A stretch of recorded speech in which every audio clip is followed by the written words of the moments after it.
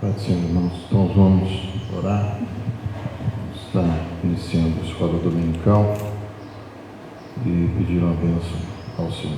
Nosso Deus, nosso Pai, clamamos a Ti, pelo sangue de Jesus Cristo, suplicamos uma bênção para as nossas vidas nesta manhã, que repouse sobre nós a Tua bondade, a Tua misericórdia, que possamos ser alvos da Tua graça, venhamos compreender também aquilo que está ao nosso redor e que nos envolve a respeito de todas as coisas. Por isso, dá-nos uma bênção na explanação deste assunto, em nome de Jesus. Amém. Amém. Podemos sentar? Bom dia, irmãos, graça e paz a todos que estão também na transmissão. Nós vamos iniciar agora esse assunto sugerido pelo José Dinei, que é esse tema aqui, que é o reino de Deus versus o reino das trevas. Eu queria que a Márcia fizesse uma oração, Márcia, pela igreja, pelas pessoas da igreja, pelas famílias, pelo momento que nós estamos passando, em termos de evangelho e de situação, até mesmo a política, né? Faz uma oração para a gente, antes da gente iniciar. Senhor, nós clamamos nesta hora, uma bênção pelas famílias da igreja, Pai. Queremos pedir uma bênção para que o Senhor estenda a sua mão neste período difícil, período de trevas que o mundo vive. Senhor, que o Senhor venha proteger os nossos lares, que nós possamos, Senhor, entender que o nosso reino não é deste mundo, Senhor, mas que o Senhor venha nos ensinar nesta manhã, que nesta manhã nós possamos colocar o Senhor como nosso principal alvo, Senhor, que o Senhor possa ser o nosso principal Salvador, que nada deste mundo venha retirar o Teu povo do foco, que é a eternidade, que é buscar a Tua face a cada dia, Pai. Nós oramos assim em nome de Jesus.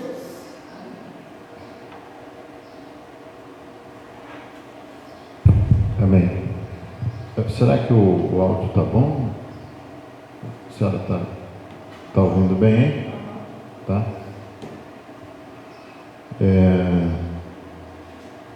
Nós vamos iniciar o assunto aqui que foi sugerido e muito bem colocado pelo presbítero. Ele teve que viajar hoje e aí não pôde trazer aqui, ele passou a aula para que eu trouxesse. Reino das trevas, é o reino de Deus contra o reino das trevas, né? Eu queria antes ler um texto da palavra que está no Salmo 125.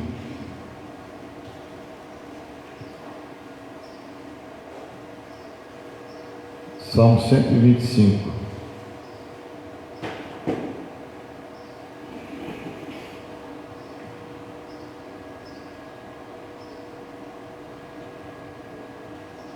O texto mais comum que tem nesse salmo eu vou ler apenas o versículo 1. O mais comum é: os que confiam no Senhor serão como o monte Sião, que não se abala. Esse é o texto mais comum. Os que confiam no Senhor são como o monte Sião, que não se abalam.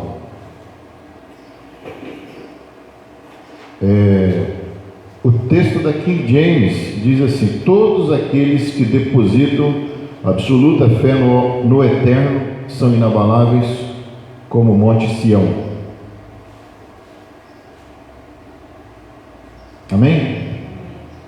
Então, irmãos, para a gente começar, né, aqui, e não sei quem está na transmissão também, se quiser fazer pergunta, pode perguntar. Reino de Deus contra o reino das trevas, existe ou não uma guerra? Existe ou não uma guerra? Alguns dias atrás nós falamos aqui de que estava acontecendo uma manifestação demoníaca sobre o país em função do período político. Eu não sei se, quem que estava naquele dia. Foi um culto à noite. Deus deu alguns sinais, alguns direcionamentos, e nós falamos sobre isso. Existe uma guerra. Acabou a guerra? Não, acabou só a eleição. A guerra, ela continua. É sabido que a salvação, ela é um ato exclusivamente espiritual, não é só racional. E essa guerra que está acontecendo, que a gente percebeu, e nós falamos aqui, um culto foi bem extenso, possivelmente esteja até gravado aí no Facebook da igreja. Uma guerra extensa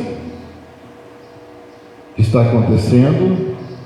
Nós falamos naquele momento, inclusive, quando Jesus estava para nascer,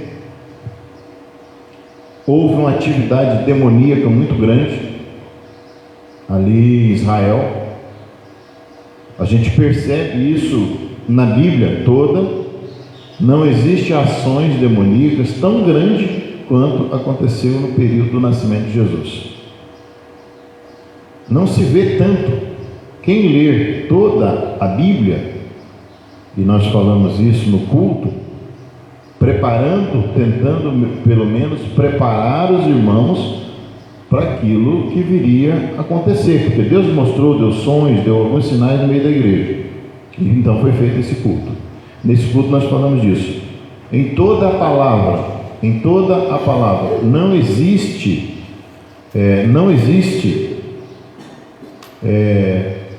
manifestações diabólicas Não existe em toda a palavra manifestações diabólicas. No Velho Testamento, até o nascimento de Jesus. E isso é impressionante. Tem o fato de que Satã age no Éden.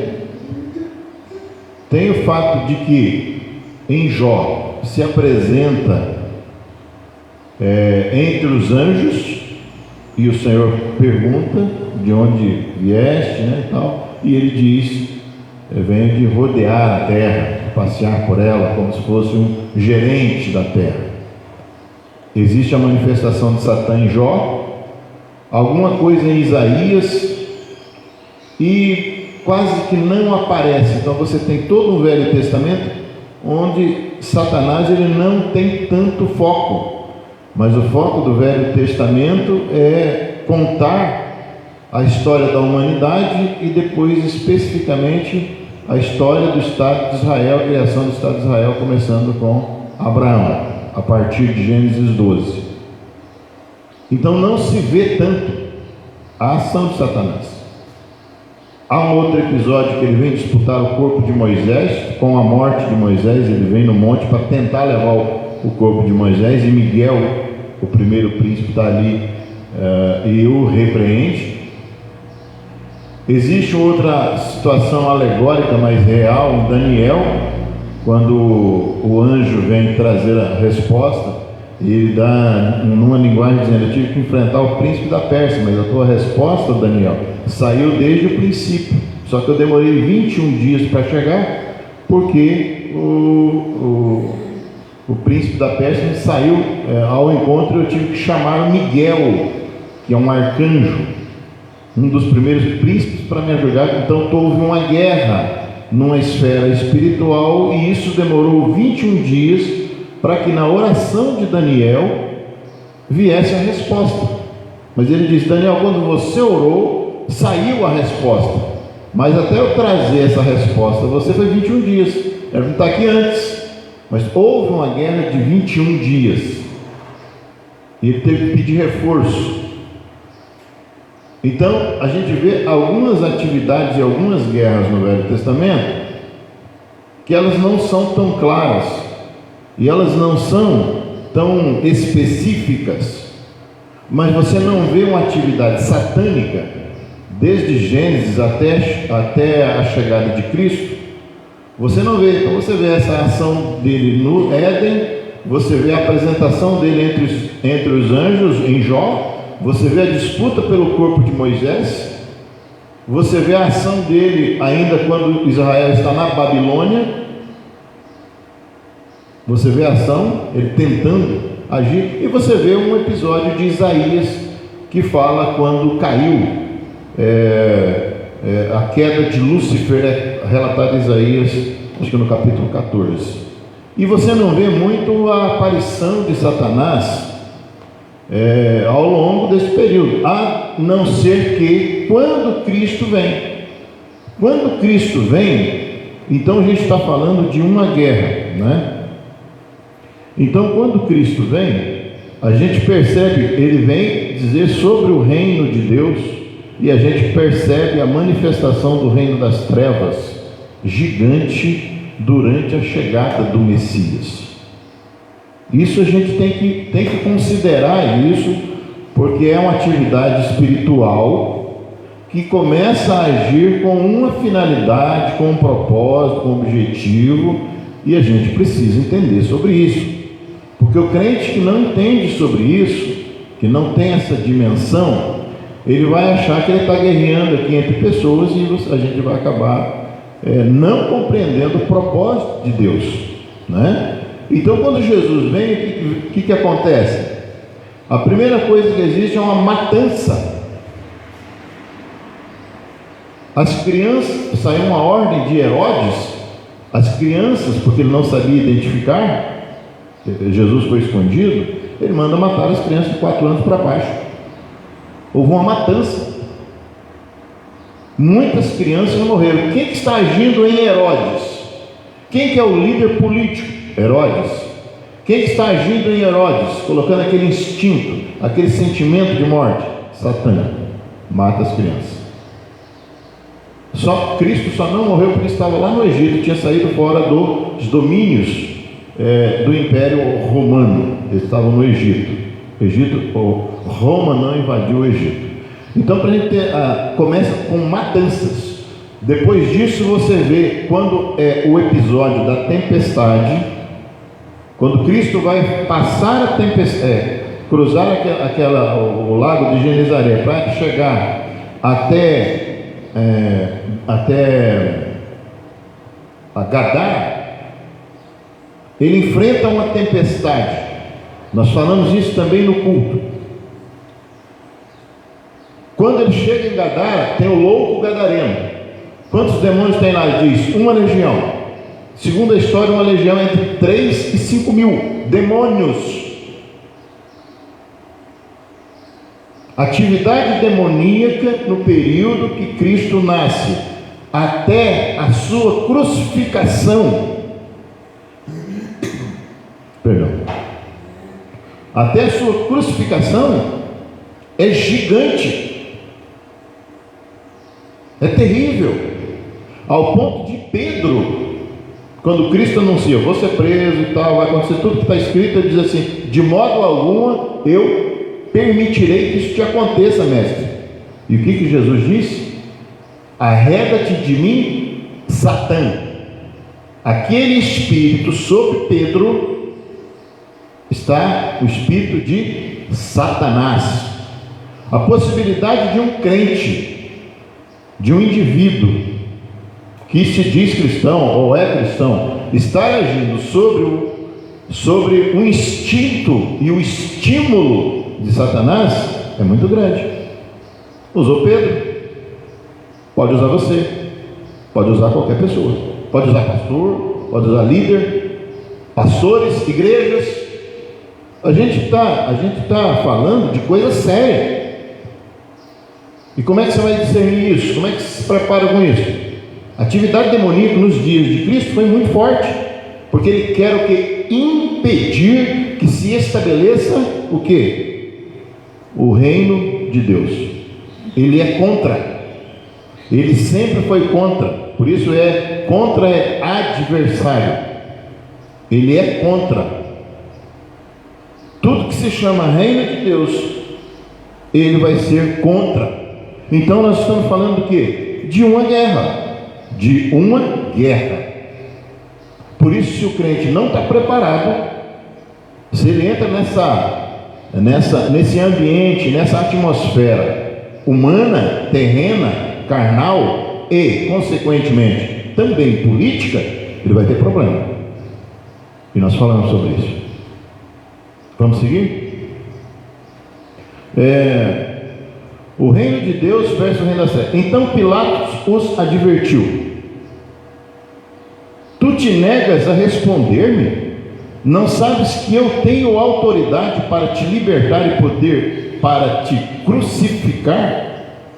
E Jesus lhe afirmou: não terias qualquer poder sobre mim, se não te fosse dado de cima. João 19, 10 e 11. Olha o que Pilatos diz. Olha a afirmação de Pilatos. Naquele momento que ele é levado para interrogação, Jesus Cristo é levado para ser interrogado. Você não vai falar comigo? Você vai ficar quieto, mudo? Você se nega a me responder? Eu tenho autoridade. É a autoridade de Pilatos, é a autoridade de César, a autoridade do César, de Herodes. Pilatos é um governador, está submisso a César, que é o imperador. Isso nós estamos falando de quê? Política. Qual é a política dominante nos dias de Cristo? Uma política adversária, uma política que persegue, uma política que mata. Toda política faz isso? Não, mas essa estava fazendo. E você não percebe? Aí ele diz assim: eu tenho poder, eu tenho autoridade para te soltar e também para te crucificar. É eu que mando. Por isso que existe o texto de Paulo dizendo assim: sujeitai-vos às autoridades, para evitar o quê? Só ser submisso para evitar morrer. A morte. Eles têm autoridade. Deus permite a eles a autoridade humana, né? E aí a forma como eles chegam lá, elas são diversas. Jesus disse: não terias qualquer poder sobre mim, se não te fosse dado de cima. Quer dizer, lá em cima deixou você estar aí, Pilatos. É lá de cima que deixou você estar aí. Porque se ele lá não permitisse, você não estava. Por isso que diz: toda autoridade é constituída por Deus. Mas quem escolhe? O homem. Ela pode ser boa ou não, mas que Deus deixou, deixa. Então a gente tem que tomar cuidado com relação àquilo que nós estamos vivendo no momento atual. É complexo? Sim. Fez o que você queria? Não. Ou sim? E o que você tem que fazer? Toma cuidado. Toma cuidado, porque a autoridade que tem, que é cíclica, porque são reinos humanos. Quem estuda a escatologia, a estátua de Daniel, fala só de poderio político sobre o mundo, até o último império, que é o de barro com ferro, que não mistura. É o poder humano comandando o mundo, nações, países, estados, enfim. Existe então uma permissão, é o que Cristo diz aqui: se não te fosse dado de cima.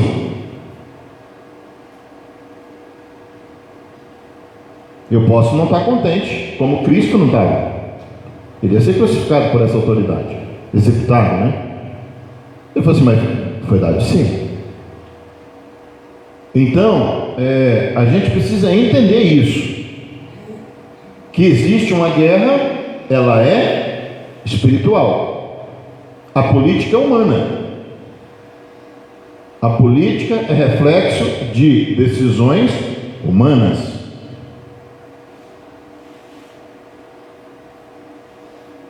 Mas Deus deixa acontecer. Pegou a história dos reis de Israel, você vai ver isso. Todos eles escolhendo. Todos foram bons? Não. Todos foram ruins? Não. Deus deixou? Sim. Entenda isso. Precisa entender isso. A gente está aqui submisso a eles. Deus deixou eles estarem, e eles têm o poder de, dado de cima, prender ou soltar. Vamos seguir? Reino de Deus, né? Versus reino das trevas. Sabemos, outro texto, sabemos que somos de Deus e que o mundo todo está sob o poder do maligno.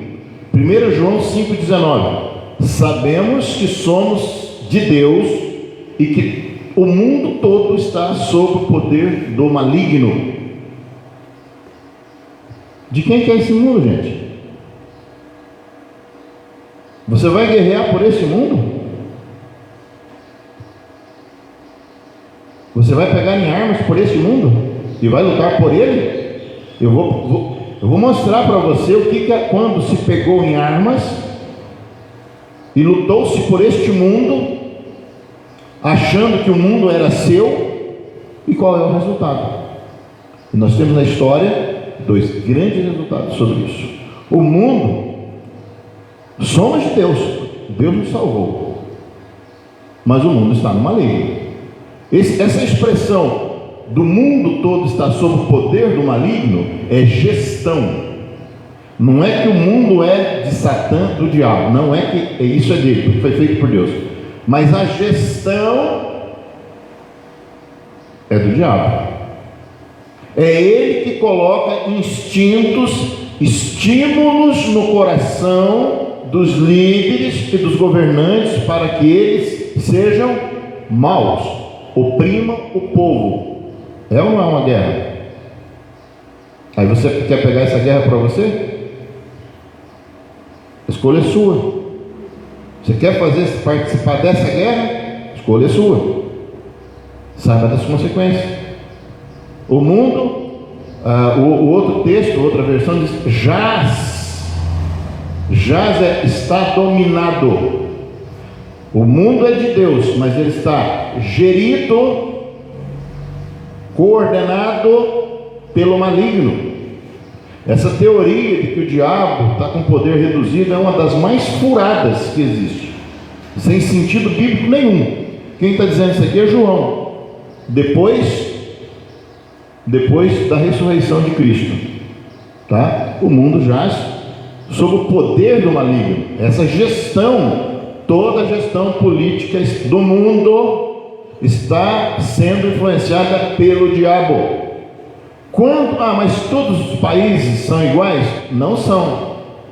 Quando você encontra às vezes alguém em que dá uma olhada para o lado humano, cristão, do semelhante, do próximo, do necessitado, e ele contribui com isso, a nação ela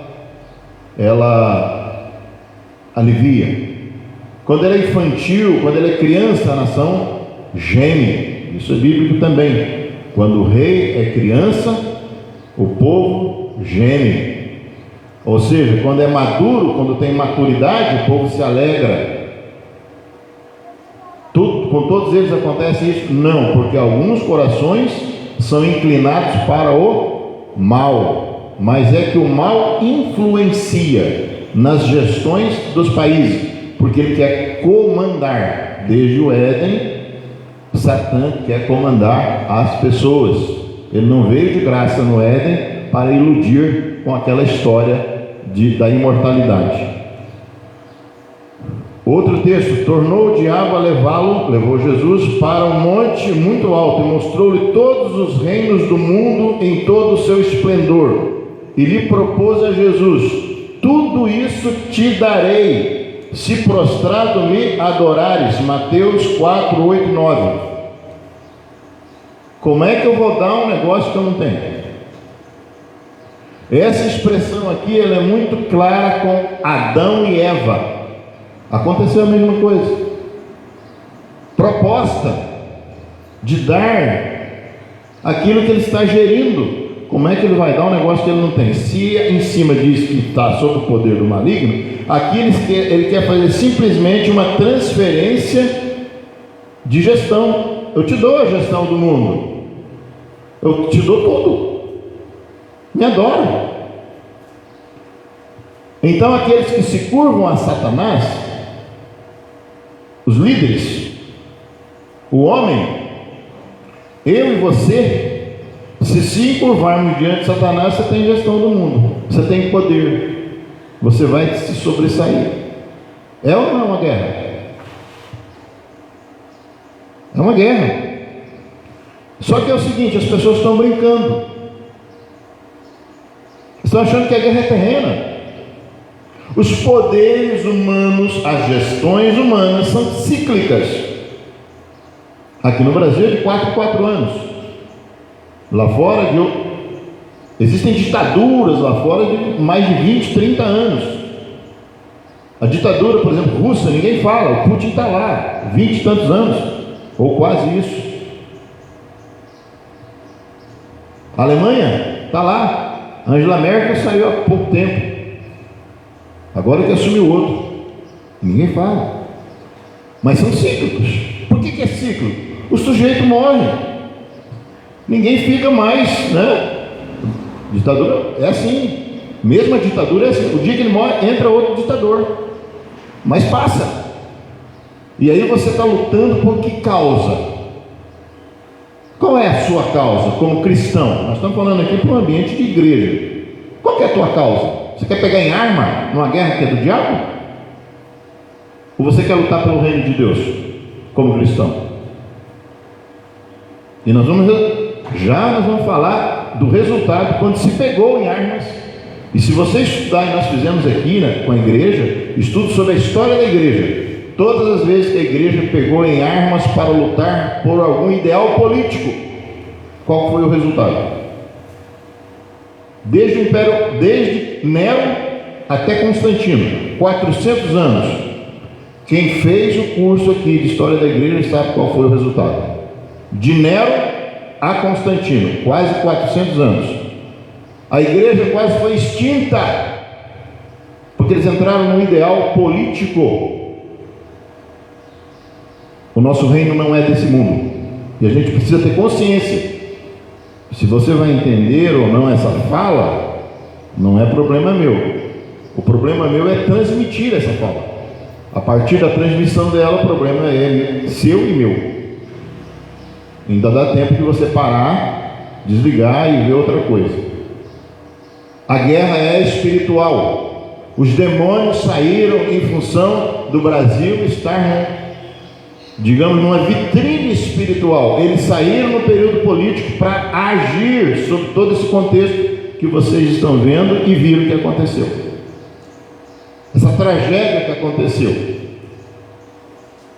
O país está em crise. Tem um novo governante. Tudo bem. A crise vai continuar. Por quê? Satanás tem um propósito nisso. E nós estamos vendo exatamente qual é o propósito nisso. De que lado que você quer ficar? Tudo isso te darei, se prostrado me adorares.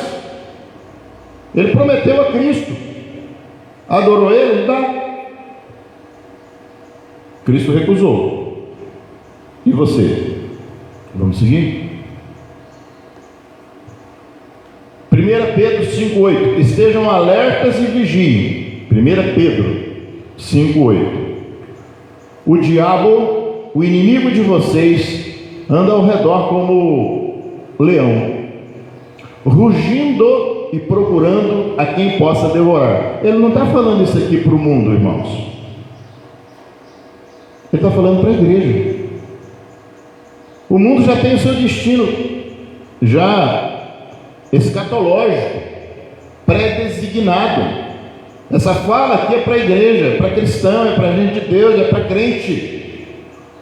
O diabo está aí rugindo ao redor, procurando a quem possa devorar. Ele faz isso. Devorar é destruir. Como que o diabo destrói alguém? Como que ele devora alguém? Quando tira a tua fé, quando você se encontra aqui abalado. O texto que eu li aqui para o início é: os que confiam no Senhor serão como o monte Sião, que não se abala. E é isso que nós temos visto agora, nesse instante, no meio cristão, evangélico, protestante, católico, muita gente abalada. E aí a pergunta: em quem está a sua confiança? Em quem? Em governos? Sinto muito, essa não é a minha confiança. Se for a sua, eu também respeito. E cito Voltaire: posso não concordar com nenhuma das frases daquilo que você diz, mas defenderei até a morte o direito de dizê-las. Eu não concordo com você, mas eu te respeito. Então, meus queridos, para você que está assistindo essa escola dominical e está com coragem de levar até o final, respeite. Não entre em confusão. O nosso reino não é daqui. O diabo está aqui ao vosso redor, rugindo como um leão para te devorar. Como é que ele está devorando? Tirando a tua fé, tirando a tua esperança, te tornando abalável, te tornando desestruturado e desequilibrado, mexendo principalmente naquilo que ele mexeu lá atrás, nas tuas emoções. Quem fez a martiologia aqui sabe o que é isso: mexer nas emoções, alterar a sua emoção, alterar os seus estímulos. É isso que ele faz, deixa você abalado, porque uma pessoa abalada, ela pode fazer coisas diabólicas. E aí está fazendo o que ele quer. Te devorou. 8,44. Vocês pertencem ao pai de vocês, o diabo, e querem realizar o desejo dele. Ele foi homicida desde o princípio, não se apegou à verdade, pois não há verdade nele. Quando mente, fala a sua própria língua, pois é mentiroso e pai da mentira. Resposta de Jesus aos escribas e fariseus: eles diziam que eles não precisavam dele porque eles tinham um pai. E ele disse: não, o pai de vocês é o diabo, porque vocês falam uma coisa e fazem outra, e o diabo é mentiroso. Aí Jesus vem falar lá do Éden.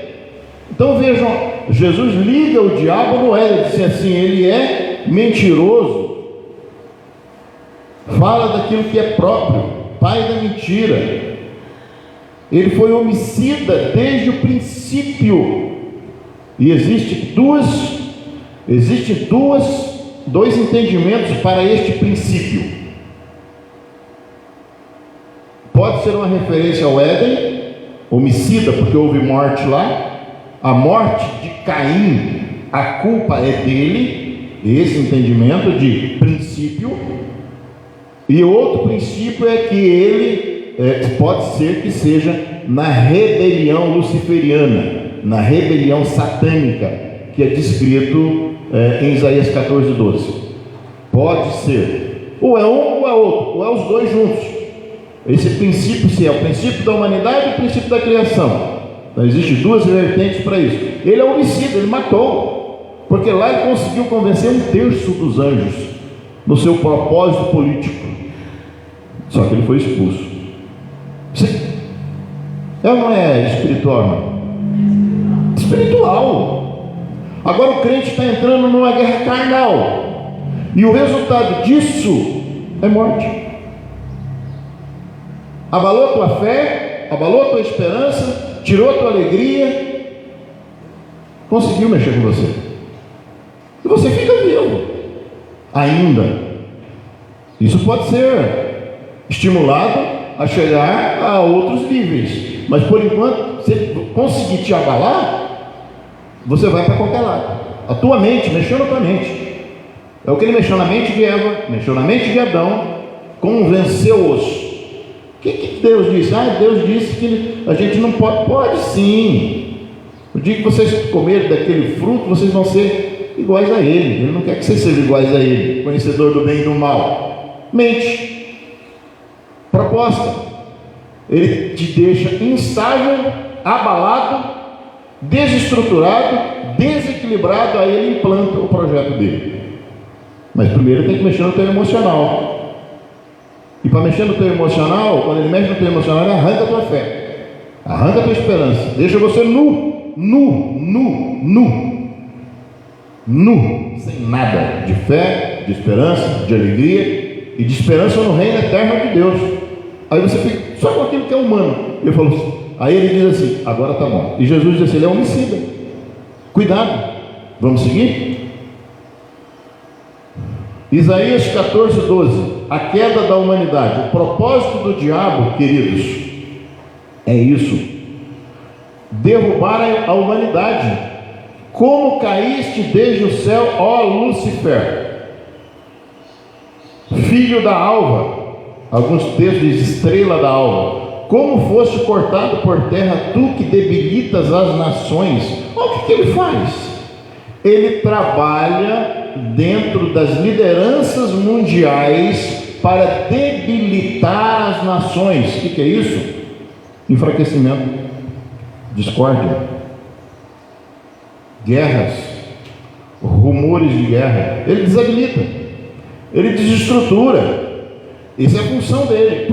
Qual o propósito dele? Queda da humanidade. Por quê? Ele já participou de uma queda. Ele foi participante de uma queda. Caíste do céu, é a queda descrita em Apocalipse. O dragão, a antiga serpente, foi enviado à terra, ele com 1/3 dos seus anjos. Houve uma rebelião luciferiana, satânica no céu. Deus não permitiu. Por que Deus não matou o diabo? Deus podia ter matado o diabo, né? Ele é Deus. Sim, podia. Mas se ele mata, ele seria mau, porque ele matou. Poderia ter matado, mas não, ele não matou. Porque Deus é imutável quanto à sua essência. Ele é amor. Ele poderia ter matado Lúcifer na rebelião luciferiana, Mas ele não matou. Porque ele matando Lúcifer, tinha que matar 1/3 dos anjos. Só que sobraria 2/3 dos anjos que olharia para Deus e dizia assim: ah, ele matou. Ele já não é mais perfeito como era. Saiu da essência dele. Não, ele tem um testemunho. Deus tem um testemunho para o universo, para o cosmos e para nós também. Ele é bom. Haverá somente um juízo, que é o juízo final, onde toda a humanidade vai subir para prestar conta, inclusive os anjos. E depois de nós prestarmos conta, nós julgaremos. Eu estou falando nós como igreja. Eu e você tem que se esforçar para chegar lá, porque nós vamos julgar os anjos caídos pela queda, porque Deus não os matou. Paulo diz isso em Efésios: vocês julgarão os anjos. Por isso que vocês precisam julgar muito bem entre vocês as coisas, porque vocês vão julgar os anjos. Então vejam só, ele é especialista em derrubar, em provocar crises, porque a primeira crise que ele provocou foi no céu, e convenceu os eleitores do céu, 1/3 deles, que aquela proposta que ele estava apresentando, que Deus não poderia comandar tudo e que eles poderiam compartilhar daquele comando todo, ele convence 1/3 do eleitorado celeste no seu propósito político de dominação, e não foram mortos. Não foram mortos, porque Deus não faz isso. A essência de Deus é amar, é preservar a vida. Os irmãos, é ou não é uma guerra? É uma guerra.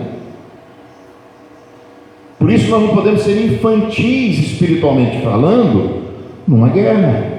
Se a gente não tiver essa ideia, essa noção, esse conceito, a gente entra nas guerras humanas e a gente fica alterado. A fé é a primeira que se abala, porque daí a tua esperança é no humano. Apocalipse 27: quando se completar os 1000 anos, Satanás será solto da sua prisão e sairá para seduzir as nações que estão nos 4 cantos da terra, Gog e Magog, cujo número é como a areia do mar, a fim de ajuntá-las para a grande guerra ou grande peleja. O negócio dele é fazer guerra. Você quer entrar nessa pilha, nessa neura? A especialidade dele é guerra. Você quer entrar? A responsabilidade é sua. Eu estou aqui só simplesmente para te conscientizar. Cabe a você. Quer entrar nessa neura? A especialidade dele é fazer guerra. Ele fica preso 1000 anos no governo milenar, e nós somos milenaristas. 1000 anos depois de preso, porque ele será preso, ele sai da cadeia. E o que ele vai fazer? A especialidade dele. Gente, vocês precisam entender isso. Guerra. 1000 anos de cadeia. Sai da cadeia, guerra. Cuidado. Vai entrar nessa neura? Você vai entrar? Vai pegar em armas? Os agentes dele são os demônios. Engadaram lá. Quando Cristo vai lá para libertar o louco gadareno e cruza o mar, tem uma ala da teologia que diz que aquela tempestade no mar foram os demônios que levantaram aquele mar. Uma ala da teologia. Isso não está na Bíblia. Há uma interpretação antiga da teologia que diz que esse vulto, aquele vento que foi provocado pelos demônios que estavam lá em Gadara, que não queria que Cristo fosse libertar o gadareno, porque o testemunho do gadareno salvou toda a cidade. Eles não queriam, eles querem queda em Gadara. Vocês estão entendendo o negócio? É espiritual, gente. Quem trabalha com Satã, associar em guerra, é perigoso. Então a gente não pode entrar nisso. Termina 1000 anos de prisão, ele levanta, reúne todo mundo e vai contra quem? Contra o povo de Deus. É contra você a guerra. É por causa de você a guerra. A rebelião eternal, a rebelião luciferiana, quando 1/3 lá vota nele, eles são expulsos de lá, é porque eles não aceitaram que o homem fosse a prioridade de Deus. Lúcifer, o portador de luz, estrela da alva, seja lá como se queira chamar, ele queria que eles fossem prioridade, os anjos, e não o homem. E depois dos anjos, Deus cria o homem. E aí Deus se volta para o homem e diz: não, isso aqui que eu fiz foi muito bom. Quer dizer, lá atrás, tudo que eles fazem parte da criação anterior, eles dizem assim: mas quer dizer que o último aí criado é o melhor? Eles estavam lá no início, assistindo toda a criação, e a guerra é por causa do homem. E lá, depois da queda, eu vou tentar derrubar esse homem, ele não pode ser prioridade para Deus.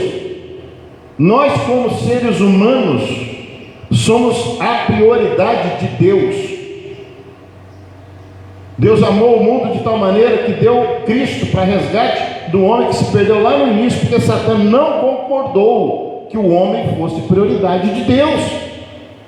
Ele queria que eles fossem os anjos, mas não foram. É ou não é uma guerra? A gente precisa saber disso. Próximo. Quais as estratégias do diabo? Matar, roubar, destruir e mentir. 4 verbos terríveis: matar, roubar, destruir e mentir. Essa é a especialidade dele. Essa é a estratégia dele. É o método da maioria dos políticos. Poucos se salvam, porque é um reino humano. No reino humano já está designado, o mundo jaz no maligno, acabamos de ver. Matar, roubar, destruir e mentir. A maioria dos políticos só faz isso. Promete e não cumpre. Promete e não cumpre. Existe exceção? Existe. Mas se a gente depender da exceção, a gente está morto. Não é? Vai no SUS. Esse ano tem remédio. Ou 4 anos seguintes, veio um fulano de tal, o líder tal, o governante tal, não investiu no SUS, não tem remédio. Acabou. O salário, não sei o quê, tá bom, não tá? É raro surgir um que olhe para o povo, que tenha dó do povo, que tenha o direcionamento do povo, de cuidar. Existe. Que melhora a sua cidade, a sua gestão, que faz com que haja investimento na sua cidade, que traga empresas, que venha contribuir da melhor forma com a tua cidade, desenvolver a tua cidade, o teu estado, o teu país. Existe. É raro. Não é a regra geral, é a regra de exceção. Isso faz parte do quê? Do reino de Satã. Está preocupado com isso? Cuidado. Você tem que conhecer sobre isso. Quando mente, é a especialidade do político, é mentir. O bicho é bom nisso. Pastor, 90% ou mais só faz isso aqui. Mente. Fala da língua própria, por exemplo, ele é mentiroso, o pai da mentira. Então, ele é o pai. Satã é o pai. Mas ele deixa os seus filhos. É porque é no estímulo. Ele estimula os homens a mentirem, porque daí entra no jogo dele. Então vamos lá, matar, roubar, destruir e mentir. Todas as vezes que a humanidade pegou em armas para resolver seus problemas, a igreja entrou nisso também e errou. Tem muita gente que está estimulando a igreja a participar de armas, vamos para lá, vamos para cima e tal. Não é assim. Olha aqui, Primeira Guerra Mundial, as pessoas pegaram em armas. Olha o resultado: 20 milhões de mortos. É o reino de Satã. Pastor, o que nós vamos fazer? Tem solução para nós? Tem arma para nós? Tem. Fica até o final para você ver. Apesar que você já sabe, mas como você está abalado, seus estímulos estão abalados, suas emoções, talvez você se esqueça de quais são as suas armas. Então a humanidade, a especialidade do diabo é derrubar o homem, e ele usa roubar, matar e destruir. A Primeira Guerra Mundial, de 1914 até 1918, produziu 20 milhões de mortos. Quer pegar em armas? Você pode ser o próximo. Primeira Guerra Mundial, Império Austro-Húngaro, a Áustria, a Hungria com a Itália foram precursores nessa Primeira Guerra. 20 milhões de mortos. Os dados estão aí na internet. Aí na Segunda Guerra Mundial, 85 milhões de mortos ou mais. A Segunda Guerra Mundial foi de 1939 até 1945 com a queda de Hitler. Mais de 1 milhão de judeus mortos. Só judeus. Pobres, gente de outras civilizações, negros, crianças, campos de concentração. O resultado disso aqui, 85 milhões de mortos. O palco principal dessa guerra foi um país chamado Alemanha. Todo mundo conhece. Os alemães, na Alemanha só tem 2 igrejas, no passado e hoje. Então quem for trabalhar na Alemanha já sabe, né? Quem é antidízimo, chega lá na Alemanha, você vai trabalhar numa empresa. Qual que é a empresa que você trabalhava? Aquela na saída ali? Isso. Digamos que ela está lá na Alemanha. Aí chega lá na Alemanha, só tem 2 igrejas até hoje lá. A primeira coisa que ele pergunta: qual igreja que a senhora é? Ah, da igreja tal. Ela já pega o seu nome, o seu salário e já fala assim: o dízimo é 10%, já vai lá para tirado da sua empresa e vai direto para a sua igreja. O dízimo na Alemanha é imposto. Está na lei deles. A Alemanha da Segunda Guerra Mundial, e não depende. Eu não quero dizimar, não quer? Não tem um emprego. É desconto automático em folha. A Segunda Guerra Mundial, o palco é a Alemanha. Ela chamou a atenção pelo aquilo que a dominação que ela provocou. São luteranos e católicos na Alemanha. Domingo, escola dominical. De manhã, eles cantam Castelo Forte ao Nosso Rei. Estou falando Segunda Guerra Mundial. Segunda-feira pela manhã, eles estão levando os judeus, as mesmas pessoas, soldados alemães luteranos, estão levando as pessoas para o campo de concentração. A igreja entrou na guerra, entrou na morte, errou. Cuidado, esse é o plano de Satã. O resultado disso aqui é morte, claro. 85 milhões de mortos. Quase acaba com a Europa, a Segunda Guerra. E a Segunda Guerra está mais perto da gente. Plano de Satã, vamos seguir. O reino de Deus. O que eu faço então, pastor? O reino de Deus, nesse momento. 1 Coríntios 7, 23, o tema explorado ali por Paulo é escravidão. Função do escravo. O que ele deve fazer? Algumas orientações de Paulo para diversos segmentos. Fostes comprados pelo mais elevado preço, não vos torneis escravos de homens. Quando você começa a fazer o jogo humano, você entra na escravidão. Vocês foram comprados. Vocês não são participantes desse reino, vocês são participantes do reino de Deus. Vocês foram comprados pelo mais elevado preço. Não vos torneis escravos de homens, você já é participante de um reino. Você já tem um reino. Você já tem um lugar no reino, como crente, como cristão. Estou te dando uma palavra aqui, logicamente, para crentes, para cristãos, para quem. Porque o mundo já tem o seu direcionamento, o seu destino, o seu pré-destino. Você foi comprado.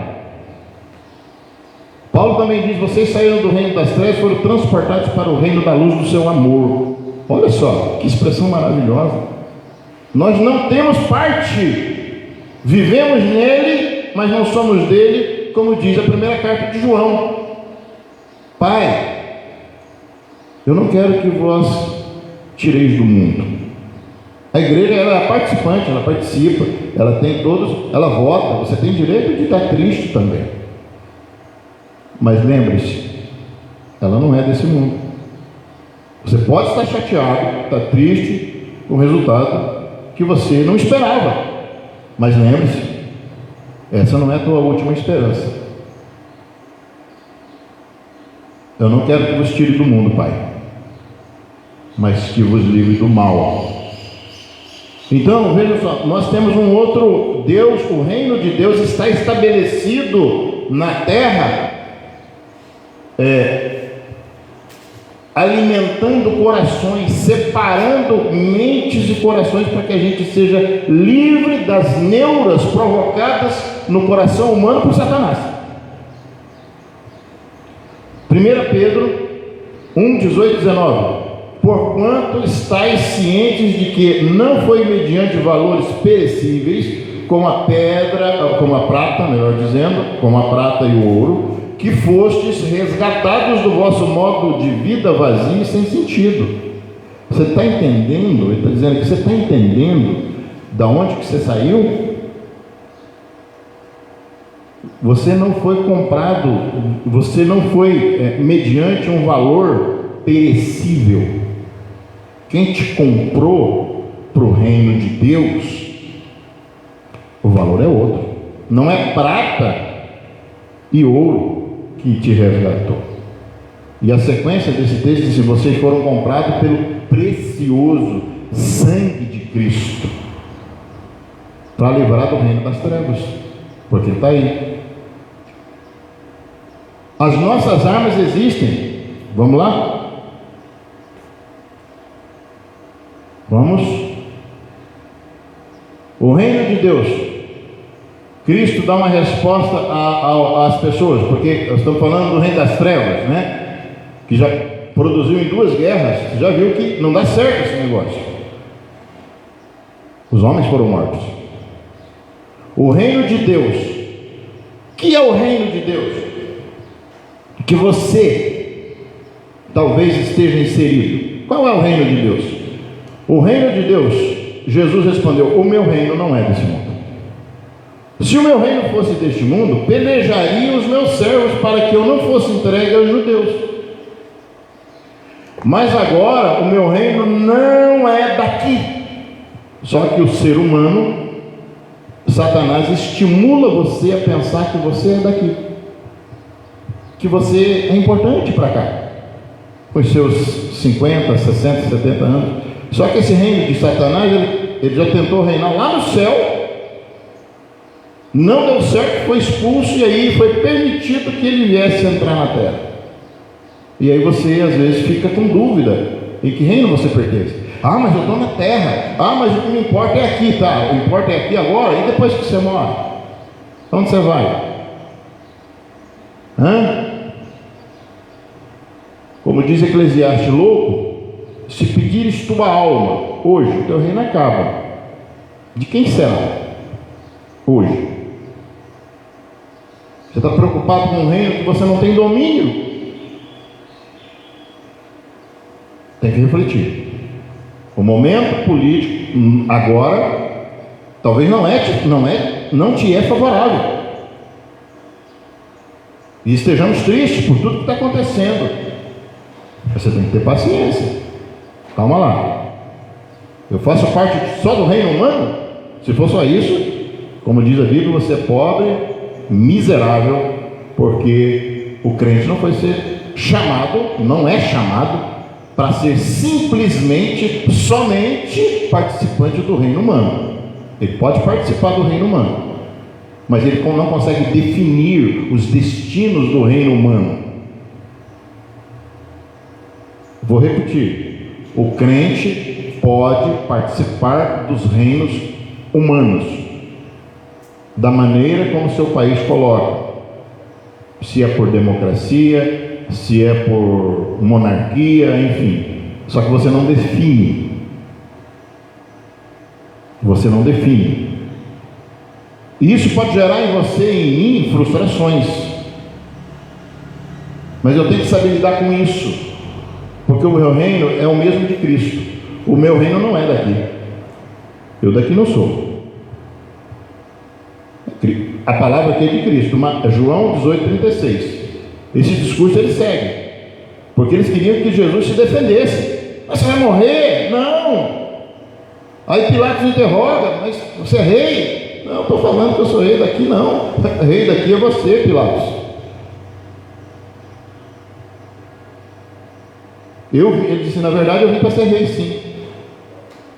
Mas para quem conhece a verdade eu sou, para quem não conhece, conhece a mentira. Aí era o caso de Pilatos. Pilatos não conhecia a verdade. O meu reino não é daqui. Próximo. Quem é o reino de Deus? E a guerra? Agora sim, no reino de Deus, como existe a defesa da igreja? A igreja, como participante de um reino de Deus, ela tem que se defender também. Quais as armas? Existe uma guerra, né? Falando que tem uma guerra, não tem? Quais as armas da igreja? Aqui Efésios 6, todo mundo conhece esse texto, só que a gente conhece, mas não pratica. A gente se envolve nessa neura, nesse ambiente, nessa atmosfera humana, cíclica, transitória, que passa de um para o outro, e a gente fica pilhado. Olha que a guerra. No demais, irmãos meus, fortalecei-vos no Senhor e na força do seu poder. Ô meu irmão, levanta a cabeça, meu irmão. Da onde vem a tua força? Vem dos homens que estão aí nos postos? Não, meu irmão, como cristão, como crente, como protestante, como católico, a tua força está em quem? Na sua religião? Na sua igreja? No seu pastor? Na sua liderança? No seu político? Ou naquele que você defende? É nisso? No Senhor. Irmãos, isso aqui é para quem é irmão, tá? A carta é para a igreja de Éfeso, não é para o mundo. Isso aqui é para quem crê, para quem é crente. Irmãos, é para quem é crente. Para quem não é crente não adianta você falar isso aqui. Você é crente? Fortalecei-vos no Senhor e na força do seu poder.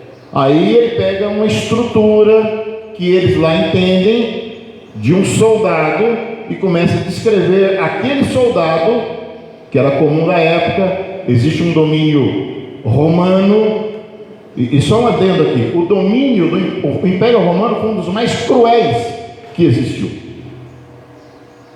um dos mais terríveis que existiu. Nero, Calígula, Domiciano, Trajano, Aureliano, um dos piores. Massacravam, matavam, queimavam. Nero fez fogo com cristão dentro do jardim de Roma, queimou, incendiou a cidade, colocou a culpa nos cristãos. Ele acendeu a cidade à noite nos postes de Roma. Ele envolvia cristão amarrado nos postes de luzes, colocava um capim seco, fazia aquela tocha e colocava fogo. Um dos piores. A igreja não morreu, a igreja não morre, a igreja é eterna. Cristo diz assim: as portas do inferno não prevalecerão contra a igreja. E está todo mundo triste. Gente, tem que levantar a cabeça. De onde vem a sua força? De Deus. Fortalecei-vos no Senhor, revesti-vos de toda a armadura de Deus, para que possais estar firmes contra as astutas ciladas do diabo. Qual é a armadura de Deus? A armadura do soldado. Ele pega a figura do soldado. Porque não temos que lutar contra a carne ou sangue, mas contra sim principados, potestades, contra os príncipes das trevas deste século, contra as hostes espirituais da maldade nos lugares celestiais, em lugares que não era para estar. Qual guerra que você quer? Quer pegar em arma? É isso que você quer? Nunca deu um tiro na vida? Nunca manobrou um 38, 32, uma 44? Quer pegar em arma? Aqui é a arma da igreja. A arma da igreja é essa aqui. A guerra, meus queridos, é contra as astutas ciladas do diabo. O diabo vai governar o país? Não sei. Já governou? Com certeza absoluta. Desde quando? desde 522 anos atrás, que é a existência deste país. O diabo não nasceu ontem. Pelo amor de Deus, né, meus irmãos? Se revestimos da armadura de Deus para que possais estar firmes contra as astutas ciladas do diabo, que começou no céu. Não começou onde? A nossa função agora é pegar as nossas armas. Vamos pegar as armas? Você que está doido para pegar em arma, não é? Vamos ver qual arma que a gente tem que pegar. Vamos seguir? A armadura de Deus resistir. Estais, pois, firmes, cingidos os vossos lombos com a verdade, vestida a couraça da justiça, e calçados os pés na preparação do evangelho da paz, tomando sobretudo o escudo da fé, do qual podereis apagar todos os dardos inflamados do maligno. Tomai também o capacete da salvação e a espada do Espírito, que é a palavra de Deus. Opa! A igreja tem arma? Tem, hein? A igreja foi levantada para pegar nas armas? Sim, mas não as armas humanas, inventadas pelos chineses, as de pólvora. A arma da igreja é essa aqui. Você quer ser um bom soldado agora? Ele pega o exemplo do soldado, do capacete, daquela couraça que numa guerra protegia contra os dardos do opositor. Isso é visto nas arenas romanas, nas disputas principalmente de cavalo, quando eles iam com as lanças. Então ele tinha que ter todo o capacete para não ferir o rosto, a couraça para proteger as regiões moles, os pés com aquelas botas, e ele transfere toda aquela alegoria de um soldado. Ele diz assim: nós temos as armas e as armas estão aqui. Proteger a cabeça, couraça da justiça, está vestido da palavra de Deus. Essa é a tua arma, a arma. Isso vale para todo mundo? Não. Ele diz aqui: irmãos, estejai firmes, irmãos. A palavra é para a igreja. Se o mundo quer seguir outro rumo, você quer seguir o rumo do mundo, tudo bem. Mas aí você está no direcionamento de Satã. As consequências são as mesmas. Isso aqui está dizendo para a igreja. Vocês estão vendo, igreja? Desse império romano maligno, esse império mau. E ele está dando essa palavra aqui. Quem é o governante em Roma? Nero. Depois de Nero vem Calígula, os piores.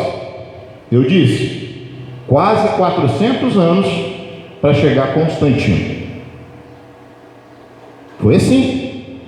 E ele dá a receita: capacete da salvação, espada do Espírito, que é a palavra de Deus. Você vai pela palavra de Deus. Igreja, você tem arma sim. Ah, pastor, mas o pessoal está... Eu não sou responsável por eles, mas por vocês sim. Então, nesse período de tempo que eu estou aqui, e talvez daqui a um tempo não vou estar mais, a minha missão é essa, dizer para você. Eu não posso mentir para você. A igreja tem armas, mas elas não são as armas convencionais. As armas da igreja estão aqui na palavra. O império de Nero foi o pior, junto com Calígula. E ele não mandou pegar em arma. Ele mandou pegar estas armas aqui. Vamos seguir? A promessa do reino de Deus. Eu vi um novo céu, uma nova terra, porque o primeiro céu e a primeira terra passaram, o mar não existe, e eu, João, vi a cidade santa, a Nova Jerusalém, que descia do céu, adereçada como uma esposa ataviada para o seu marido. Deixa eu ver o horário.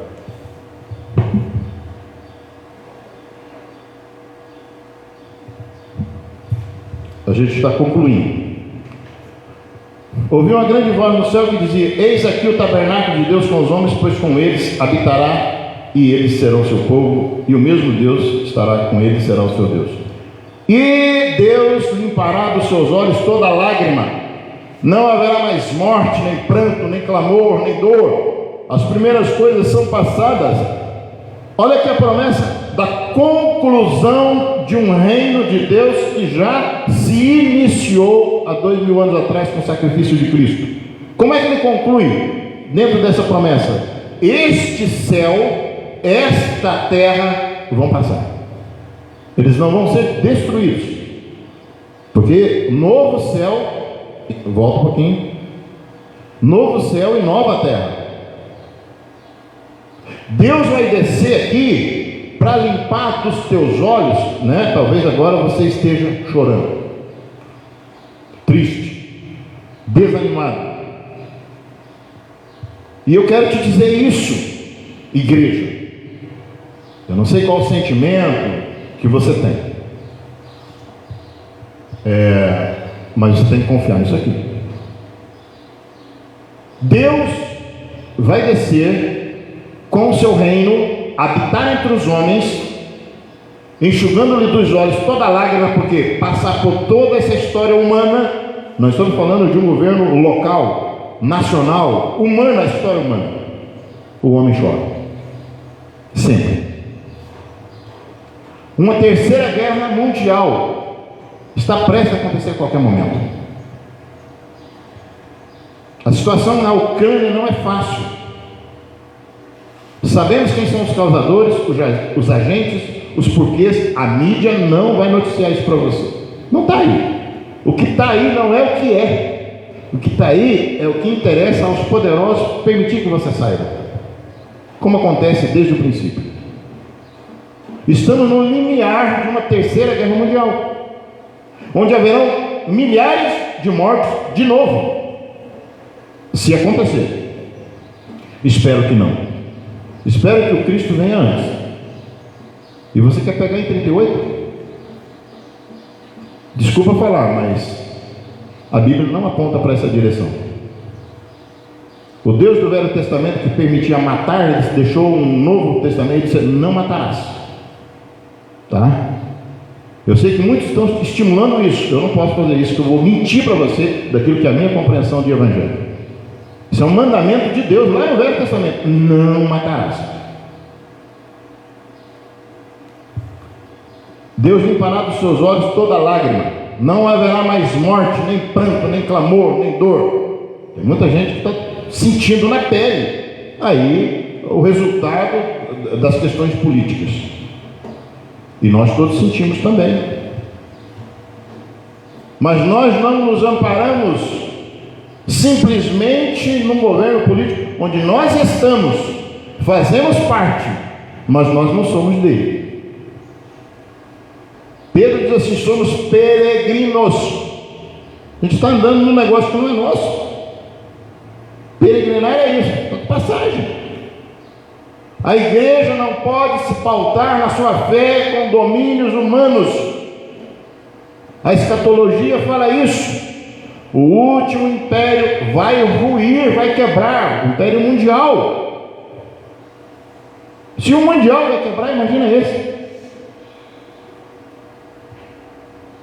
O governo da igreja de Cristo, ele vai limpar dos nossos olhos, dos seus olhos, toda lágrima. Esse é o reino eterno. Agora sim, vamos seguir. O cristão no reino, qual a postura dele agora? Guarda o que tens. Apocalipse 3:11. Eis que venho sem demora. Guarda o que tens, para que ninguém tome a tua coroa.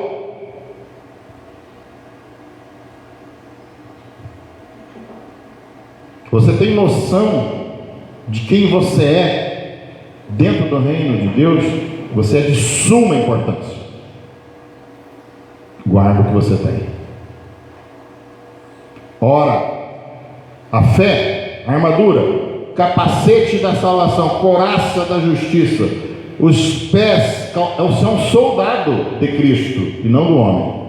Os homens passam, céus e terras passarão, minha palavra não passará. Vai terminando o livro de Apocalipse assim, capítulo 22. Vai ter que passar os céus e terra. Os domínios, eles passam. Deus não passa. A sua palavra permanece. A sua função no reino de Deus hoje, como crente, como cristão, seja católico ou não, católico ou protestante, Se você tem uma função no reino de Deus, guarda o que você tem. O que é que você tem?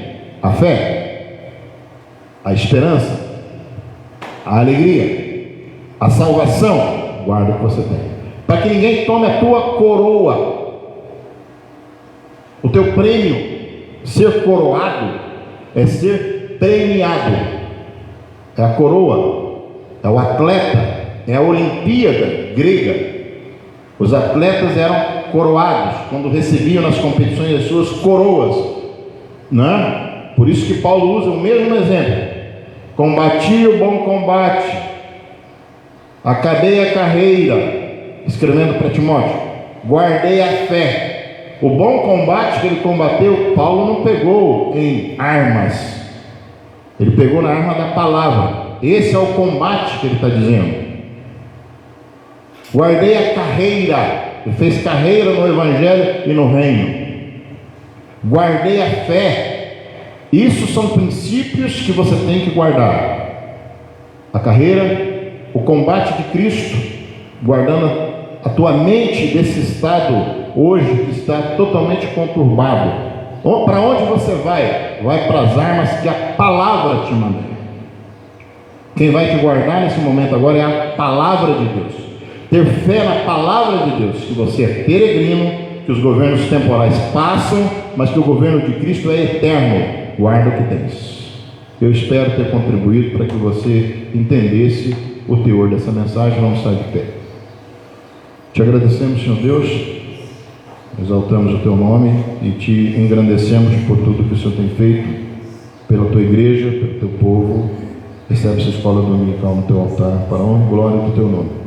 Oramos em nome de Jesus. Amém.